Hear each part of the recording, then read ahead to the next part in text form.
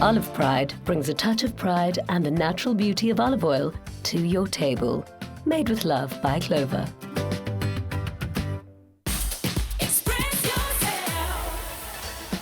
Olive Pride brings a touch of pride and the natural beauty of olive oil to your table.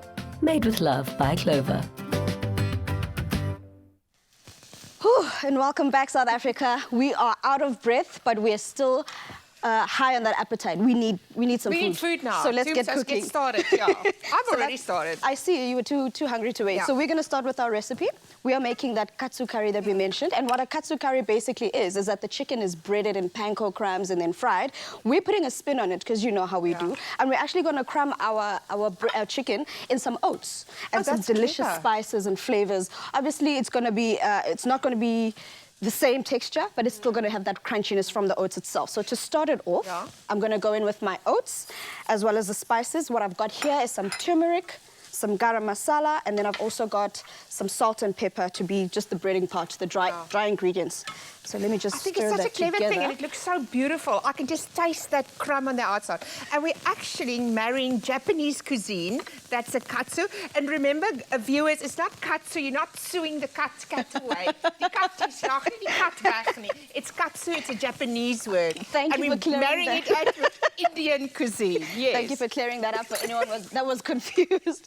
So once we've done the dry ingredients, we're going to go in with the wet, which will be our eggs, because we're going to bread it. So we need something that's going to let that breading stick to the chicken, and we're using our eggs that I've just whisked or scrambled with our fork. So the Japanese normally use panko crumbs. Yes. But we're going to be using our oats here, and I'm also just getting the sauce started for the chicken as well. So let me just first get this chicken in the oven, and then I'll carry on with everything else. Okay. So we first put it in the egg first. All the seasoning is in here. We've made sure to put all our salt and pepper in here so that we don't have to put any additional seasoning afterwards. And then after that, I just coat it and make sure every single part is covered in this deliciousness. And then you're just going to bake it? I'm going to bake it. Yes, we normally fry, but I'm going to bake it because we're also trying to stay healthy, you know? Like the doctor said, we need to try and make sure that everything we put in our bodies actually helps us fight all the flus and all these symptoms that we have. So let me put this... And Tooms, I'm going to take the rice, and I'm making a beautiful fluffy rice, but I'm going to add I fried some onions, crispy, and I've got some turmeric, and it's very good turmeric as well for your immune system. And I'm going to add some rice and some coriander to this one. And it will go beautifully with your chicken. Thank you so much. Actually, here's a piece of chicken. I think you can get ready with dishing up or you'll get that dishing up for later. So I'm going to get started with the sauce. Let me put these aside. And for our sauce, I've got here some onions and some carrots that I've already sauteed with our delicious olive pride. And obviously, olive pride's flavor is very nice and mellow. So not too overpowering, so it's going to work perfectly with all these other ingredients here. We go in with our curry powder, garam masala, like I mentioned. Curry. It's perfect for tonight. It's so cold in this whole country. Exactly. It's freezing. But I'm also struggling to get used to Cape Town weather. If there's one thing, it's like Cape Town, I know you're great, but every time I'm like, I'm used to it. I love it. Cape Town's like, surprise! Surprise!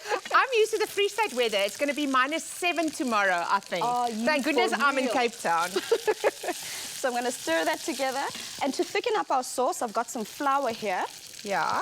This is going to help make sure that our sauce sticks to the chicken, and that flavor from the spices actually sticks to the chicken as well. It's nice and covered with, like every single part of your chicken will have the sauce, so you won't run out. So let's go in with our stock. So this is what basically makes it nice and runny. Beautiful.